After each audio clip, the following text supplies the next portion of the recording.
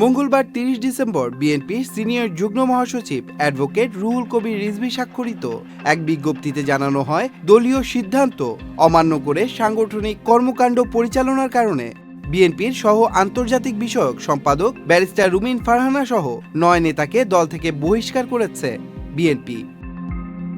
এ বিষয়ে দলীয় বিজ্ঞপ্তিতে বলা হয়, দলীয় সিদ্ধান্ত অমান্য করে সাংগঠনিক কর্মকাণ্ড পরিচালনার জন্য জাতীয় নির্বাহী কমিটির সহ আন্তর্জাতিক বিষয়ক সম্পাদক ব্যারিস্টার রুমিন ফারহানা, জাতীয় নির্বাহী কমিটির সদস্য মোহাম্মদ গিয়াসউদ্দিন, মোহাম্মদ শাহ আলম, হাসান মামুন, আব্দুল খালেক, কেন্দ্রীয় ছাত্রদলের সাবেক সহ সভাপতি ও বাংলাদেশ হিন্দু বৌদ্ধ খ্রিস্টান কল্যাণ ফ্রন্টের মহাসচিব তরুণ দে, ঢাকা মহানগর উত্তর বিএনপির সাবেক আহ্বায়ক সাইফুল ইসলাম নীরব, সিলেট জেলা বিএনপির সহ সভাপতি মামুনুর রশিদ ও ব্রাহ্মণবাড়িয়ার জেলাধীন বাঞ্ছারামপুর উপজেলা বিএনপির সভাপতি কৃষিবিদ মেহেদী হাসান পলাশকে বাংলাদেশ জাতীয়তাবাদী দল বিএনপির প্রাথমিক সদস্য সহ সকল পর্যায়ের পদ থেকে বহিষ্কার করা হলো।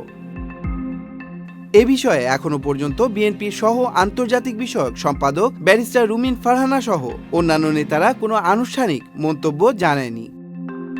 তন্ময় মাহমুদ, চ্যানেল আই। চুল পড়া অনেক কমে গেছে। থ্যাংক ইউ মা। চুলের ভিটামিন জুই মাল্টিভিটামিন কোকোনাট অয়েল।